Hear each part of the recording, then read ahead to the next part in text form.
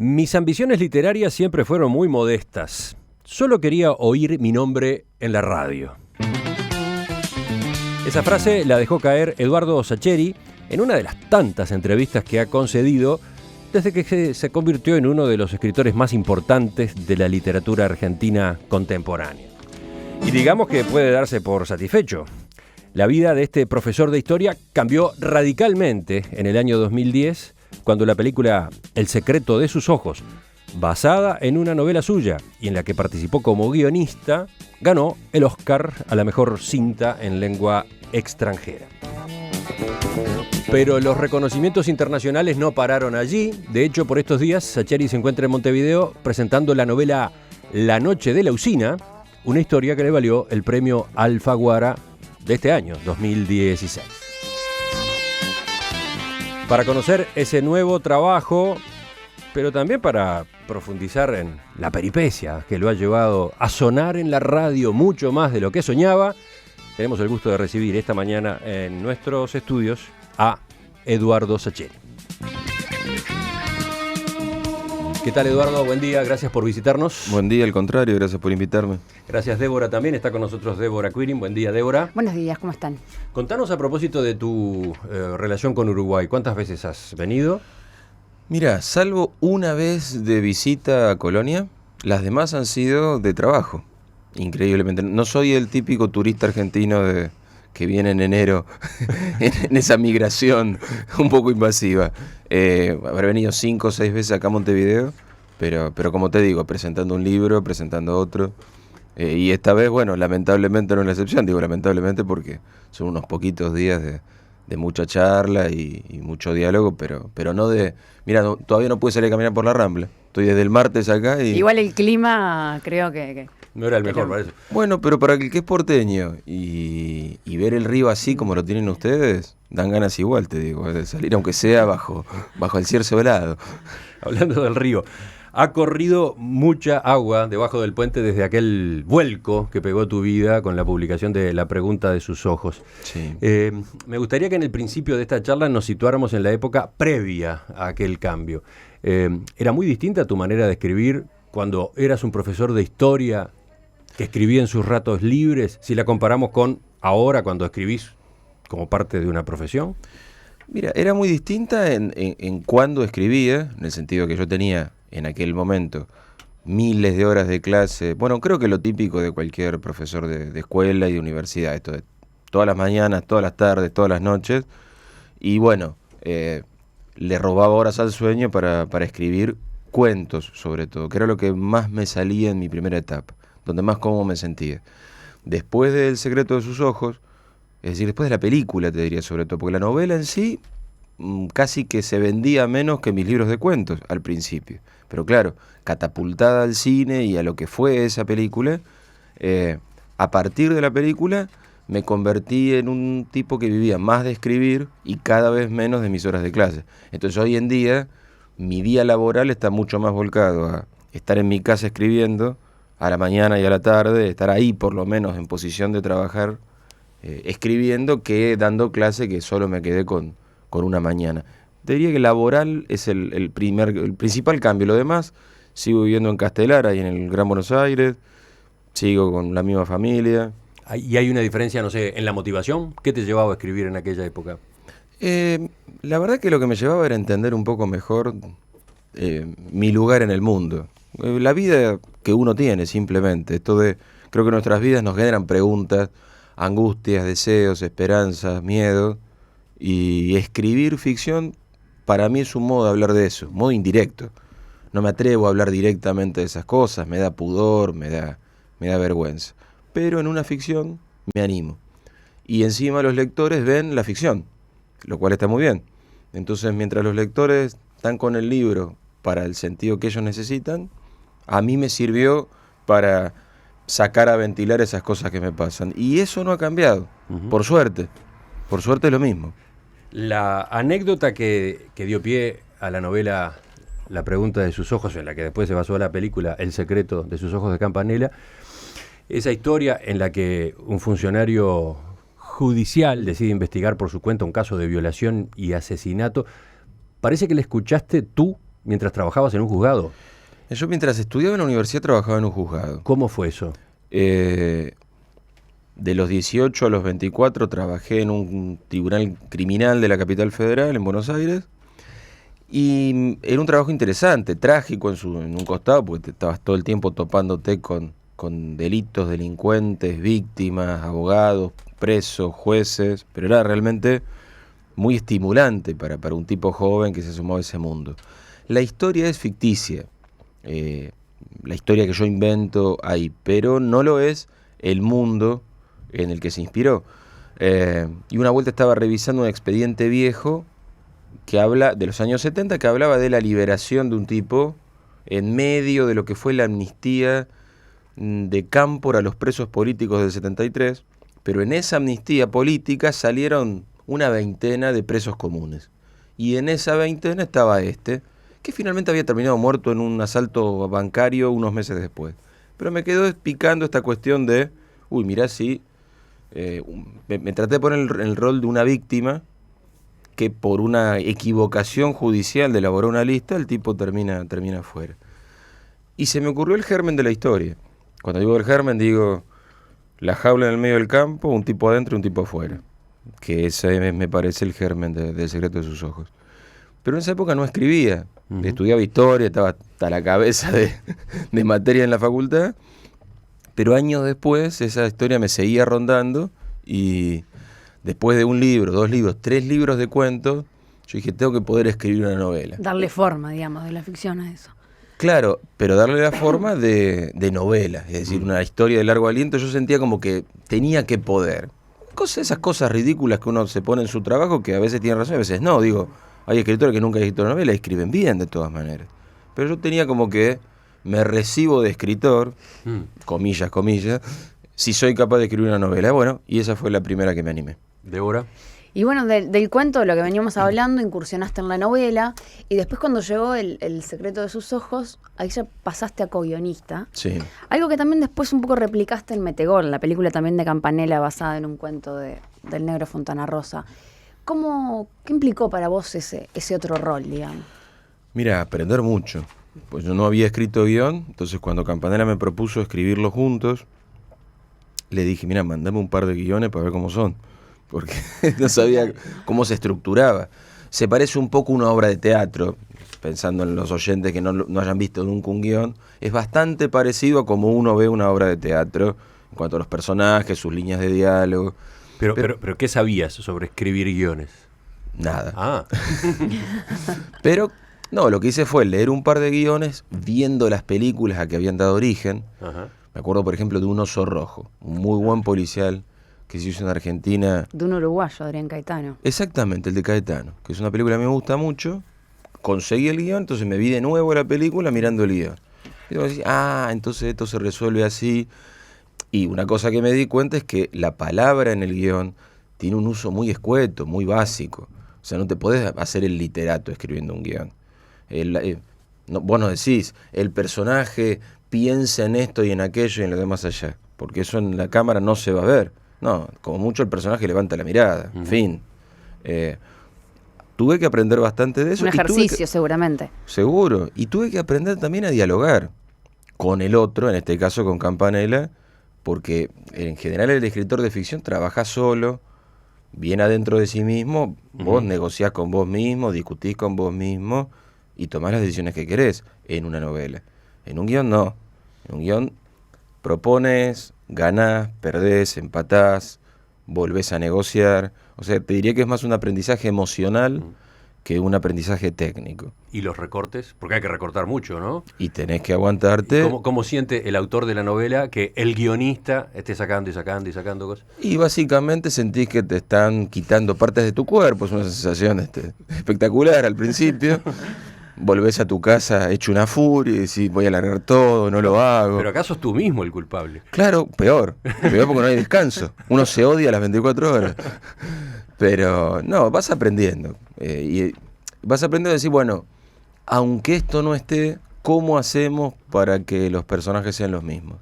¿Cómo hacemos para que la gente que leyó el libro no se sienta defraudada cuando vea la película? Yo creo que si ven a la misma gente, pensando a los personajes como gente, yo creo que eso lo evitas. No sé, ese es el aprendizaje que yo me llevo de algunas adaptaciones que ya me ha tocado hacer. Si vos ves al personaje de la película y sentís que es el mismo, aunque le pasen algunas cosas diferentes, y hasta al contrario, lo enriquece. Porque vos lo ves y decís, mira, fulano acá le toca enfrentar estas otras cosas, pero las enfrenta a su manera, según su idiosincrasia. Y si ves primero la película y después lees el libro, te pasa lo mismo. Para mí ahí está la cuestión, que sean las mismas personas.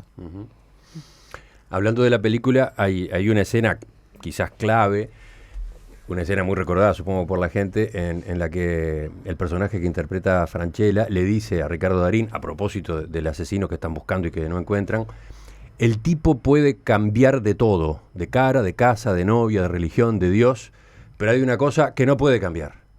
No puede cambiar de pasión. Y es la pasión por el fútbol, ¿no? Por su equipo. Sí. Ahí está el fútbol, ahí aparece el fútbol en la novela y en la película. Una temática que es como característica tuya, es como una cancha tuya especial, ¿no? Sí, porque es parte de mi vida. Así como lo es a lo mejor ciertos vínculos familiares y ciertas historias de amor y cierto modo de encarar los policiales, el fútbol también está ahí desde que empecé a escribir, porque como decía antes, las preguntas a mí me surgen de mi vida. Entonces las historias me surgen también de ese mundo que conozco. No se me da por hacer una de espías o de extraterrestres, que a lo mejor me puede gustar leerlas o verlas, pero no se me ocurre escribirlas. ¿Por qué? Porque a mí en mi vida no hay ni ovni ni está James Bond. Hay gente común y corriente y allá por donde yo vivo juegan al fútbol, se enamoran, se jubilan, se mueren, hacen esas cosas. Pero sí, ahí también está el fútbol. Y una manera de ver el fútbol, ¿no? Esa forma que pasa tanto por la pasión. Yo utilicé el término, está dicho en el guión, pasión, sí. ¿No? Sí, que en ese caso lo que quisimos trabajar con Campanella fue esto de cómo la pasión te gobierna, para bien y para mal. En general yo a los espectadores del Secreto de sus Ojos los veo como muy enamorados de esa frase, por el lado de la pasión futbolera. Y para mí tiene un costado trágico esa escena, que arranca con ese personaje de Francella diciendo, mira, yo soy un alcohólico, soy un borracho perdido, y no lo puedo abandonar porque es mi pasión. Y vos, le dice a Darín, estás enamorado de una mina que no te da 3/4 de bolilla, y se va a casar con otro, y no lo puede, porque es tu pasión. Como diciendo, las pasiones nos gobiernan, las buenas y las malas, también las horribles, del mismo modo que al asesino lo gobierna esa pasión enfermiza por esa mujer que lo lleva a golpearla y a matarla. Claro. Y ya que estamos hablando de esto, en tu obra hay elementos narrativos que funcionan muy bien, como por ejemplo el humor, el juego con la oralidad, algún golpe emotivo.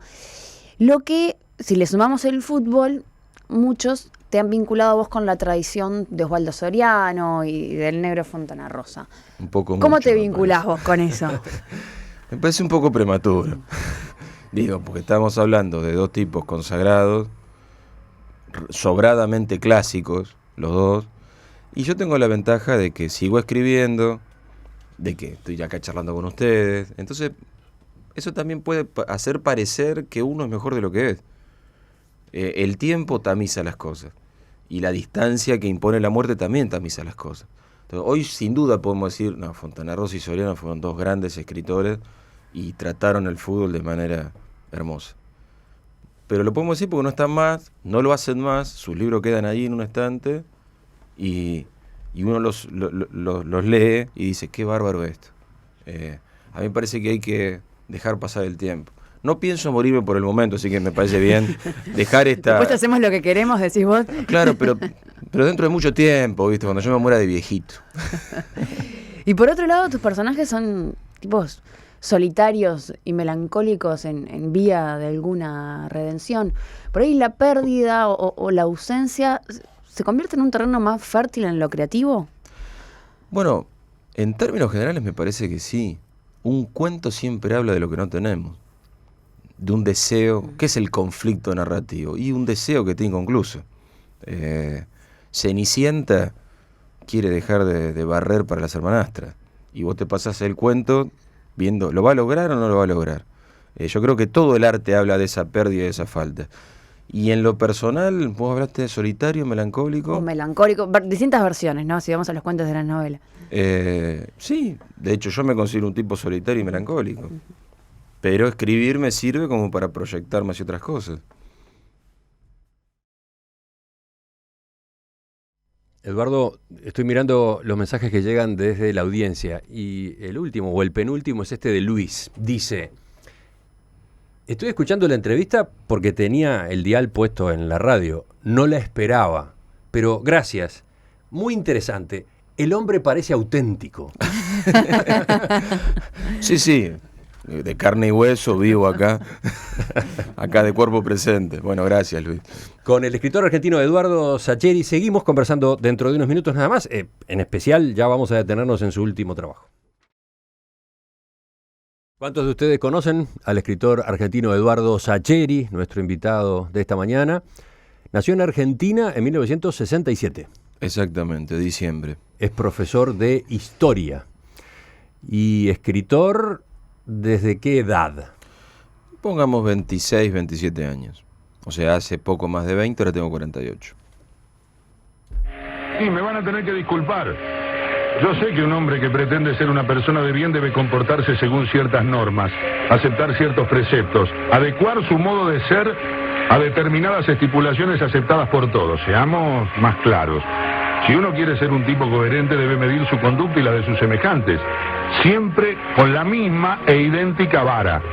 No puede hacer excepciones, pues de lo contrario bastardea su juicio ético, su conciencia crítica, su criterio legítimo. Uno no puede andar por la vida reprobando a sus rivales y disculpando a sus amigos por el solo hecho de serlo. Tampoco soy tan ingenuo como para suponer que uno es capaz de sustraerse a sus afectos y a sus pasiones, que uno tiene... ¿Qué sentís, Eduardo, cuando escuchas esta grabación? Nostalgia. Ahí arrancó todo. Ahí arrancó todo. Es la voz del periodista Alejandro Apo, a fines de los años 90, 96. Leyendo en su programa de Radio Continental, el programa Todo con Afecto, un cuento tuyo. Uh-huh. Me van a tener que disculpar. El primero que leyó, exactamente. Porque para esa época yo empezaba a escribir algunos cuentos, algunos tenían que ver con fútbol, y mis amigos, mi mujer me insistían con que le llevara a la radio algunos cuentos a Alejandro Apo. Y yo la verdad me parecía un exceso de confianza de su parte y casi por, les confieso, casi por callarles, decir, les voy a demostrar que están equivocados, junté 3 cuentos y me fui a la calle Rivadavia, donde estaba Continental, y los dejé en la recepción de la radio, con una carta dirigida a Apo diciéndole: mirá, soy un oyente tuyo, si alguna vez te sirve leer uno de estos cuentos, yo encantado. Y a la semana... No demoró demasiado en leerlo. No, una semanita y termino de dar clase en la universidad, prendo la radio y lo escucho leyendo la carta esa que acompañaba el cuento. Así que salí disparado a un teléfono público, año 96, y le avisé a mi mujer: poné un cassette en el radiograbador y grabá esto, que en la vida no va a volver a pasar. Un cuento, bueno, muy especial, porque tiene toda esta introducción, sí, en la que el lector dice: ¿Qué está pasando acá? Este no me está contando nada. Es una gran reflexión a propósito de ética, a propósito de la vida tuya. Sí. Estás dándole la vuelta para terminar hablando de alguien que no se nombra tampoco. No, pero claro, cuando empezaba a hablar del Mundial 86 y el partido Argentina-Inglaterra y de un gol de pícaro y un gol de artista, terminás ya sabiendo quién es. Y se llama Me van a tener que disculpar, ese texto, precisamente porque es lo que pienso yo de Maradona. Digamos, no me considero uno de sus adoradores casi religiosos, porque hay un montón de cosas de Dios que no me gustan, pero me las callo. Públicamente me callo todo lo que no me guste de Diego, porque digo, no, yo le debo la lealtad de ese partido, ese mundial, y lo menos que puedo hacer para pagar esa deuda es me callo la boca. ¿Qué es lo que hago de verdad? O sea, todavía hoy nunca imaginé que iba a tener tantas oportunidades públicas para sostener este principio. En la Argentina me preguntan: che, ¿qué pensás de lo que dice Maradona y tal cosa? ¿Alguna vez Y ¿Lo charlaste mano a mano con él? No. ¿No? No, es más, no lo conozco en persona y creo que si me lo cruzara en un ascensor, no le dirijo la palabra para no molestarlo. O sea, debe ser muy difícil ser una persona sin intimidad en ningún lugar del mundo. Ni en un ascensor, ni en un café, ni en un taxi, ni en ningún lado. Así que le regalaría 10 segundos de silencio, creo. Así que entonces, esa grabación fue el comienzo, decías. Ahí Eduardo Sacheri pasó a existir como escritor públicamente, digamos. Y pasó esto de que lo que podía pasar con la radio, que después llamar a algún oyente que no me debía nada, digo, que no era ni mi mujer ni mis amigos, y dijeran, qué bueno ese texto, ¿de quién es? ¿En qué libro está? Y que pues dijera, no está en ningún libro, es un fulano que me lo dejó en la puerta de la radio. Y a mí me gustó esa mediación y ese anonimato. Entonces durante los 3 años siguientes, mientras escribía 2 o 3 cuentos de fútbol, me tomaba el tren, me iba a la capital y los dejaba en la radio. Y no nos conocíamos con Apo en persona. Como 3 años y 15 cuentos después nos conocimos con Alejandro.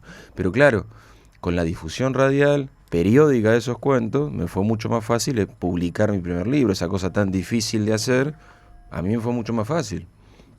Entonces, Esperándolo a Tito, que es mi primer libro de cuentos, son todos cuentos de fútbol y todos cuentos radiales, antes de ser cuentos impresos. Es raro. Vamos a saltar del primer libro al último, Débora. Bueno, vamos a La Noche de la Usina, que fue la novela con la que ganaste el premio Alfaguara.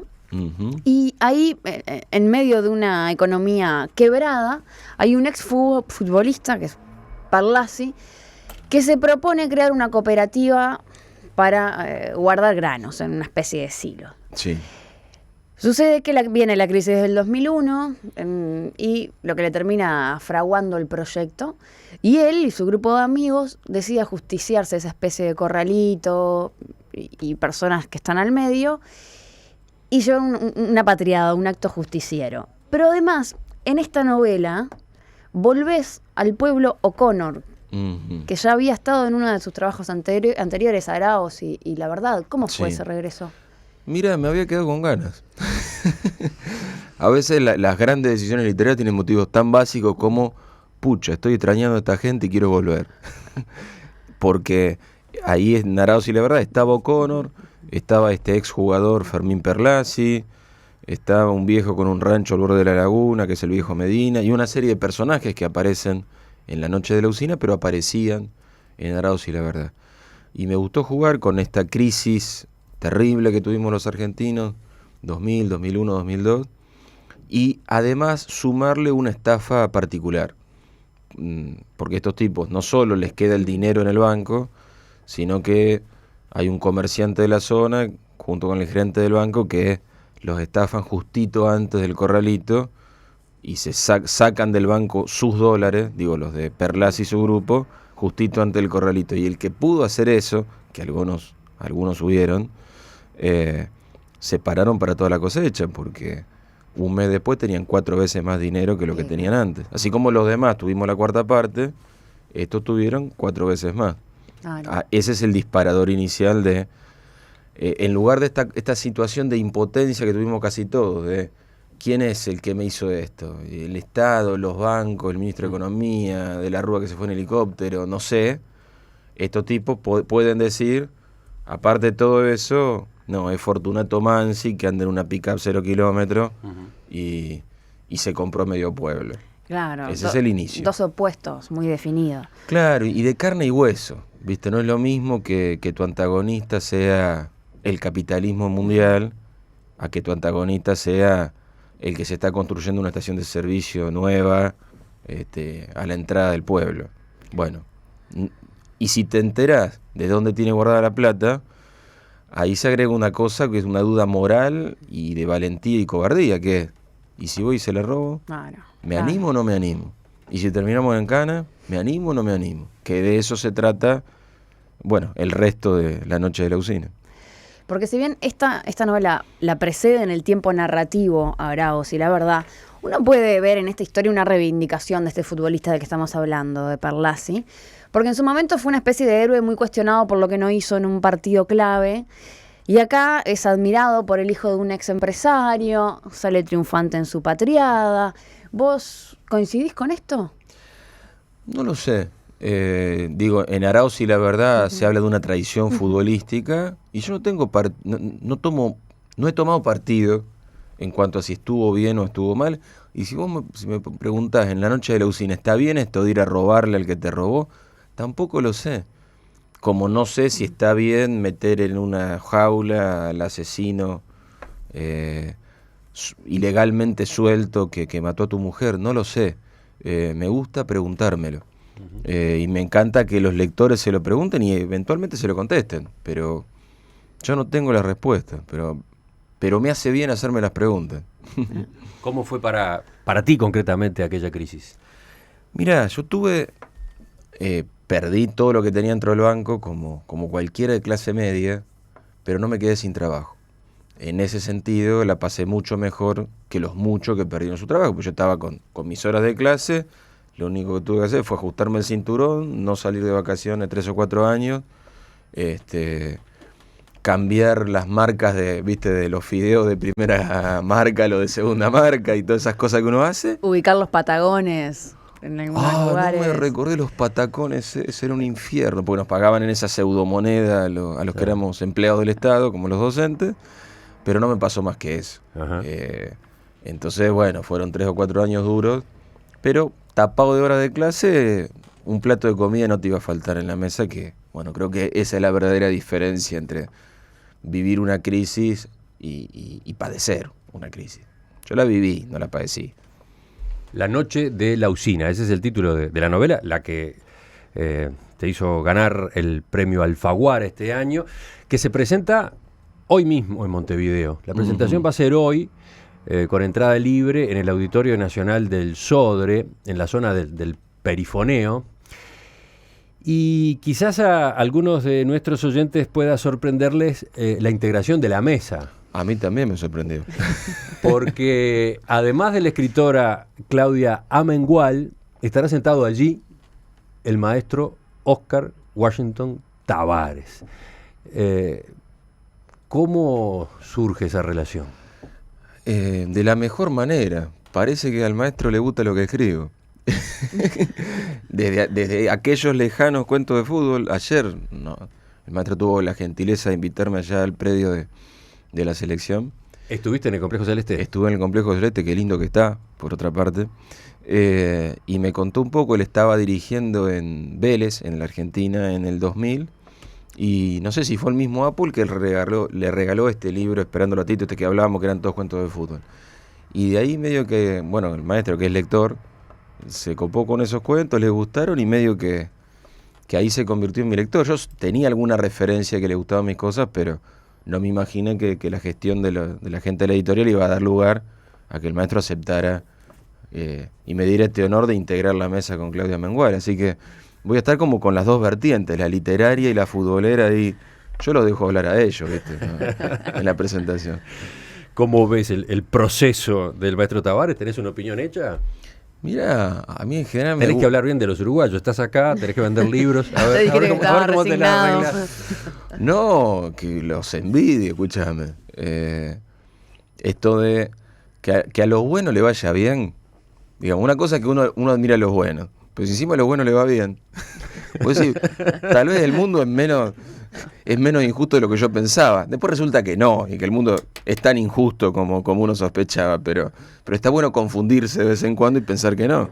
Y realmente vos lo escuchás, ayer estaban con los chicos de la sub-15, la sub-17 que iban a entrenar ahí al predio, y cada pibe que entraba, venía, lo saludaba al maestro, el maestro tenía una palabra para cada uno.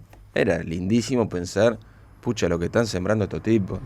Independientemente de lo que pase después con la vida de cada uno de esos chicos, de si serán profesionales, no lo serán exitosos, no lo serán, pero están siendo educados.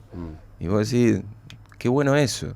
Y qué bueno que también uno ligue desde lo deportivo de vez en cuando, que hablábamos también de eso. De lo importante, porque uno tiene su proyecto, tiene sus valores y todo. Ahora, de vez en cuando tenés que ligar un tiro para el lado de la justicia, ponerle un penal errado en un cuarto de final de mundial, por ejemplo, como para que eso se pueda consolidar y seguir adelante, ¿no?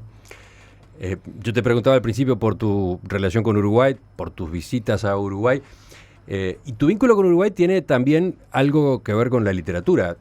Tú escribiste un cuento a propósito de Maracaná, que más de uno de nuestros oyentes de mañana, hoy temprano, recordaban. Por ejemplo, Hugo, cuando les preguntábamos a los oyentes por tu obra y si la habían leído, Hugo señalaba, Sacheri contó cómo se puede conquistar a una mujer a través de la historia de Maracaná. Sí, el cuento se llama Una sonrisa, exactamente así. Yo desde chico, cuando me topé con un documental en el que entendí lo que había sido el maracanazo y me quedé asombrado, así, ustedes se enteran, me imagino, por tradición oral. Yo me enteré por un documental que me asombró esa historia, y ya cuando estaba haciendo esto de jugar al escritor, digo, alguna vez me gustaría escribir algo sobre el maracanazo, pero sentí que está todo escrito. En realidad ya está todo escrito desde que lo jugaron.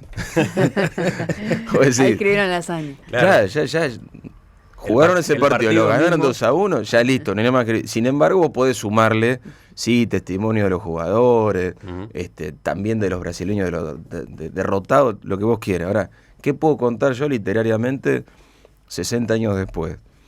Y entonces me dije, bueno, una historia de amor en un bar de Buenos Aires, donde un flaco acomete la imposible tarea de sentarse a la mesa de una chica que le gustó por la vidriera, y que la chica no lo eche por loco, por salvaje y por metido. Y que para eso acude a la historia de los uruguayos. Y bueno, entonces la épica se traslada, o el desafío se traslada del partido a esta empresa alocada del flaco, que usará a los uruguayos como excusa y como trampa narrativa para, mientras te cuento esta historia, no me echas de la mesa.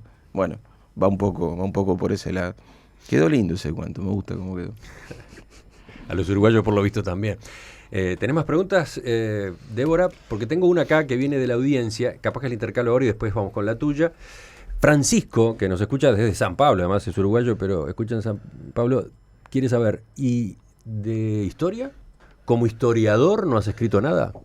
¿Sabes qué? Me gustó siempre mantener como las dos esferas separadas.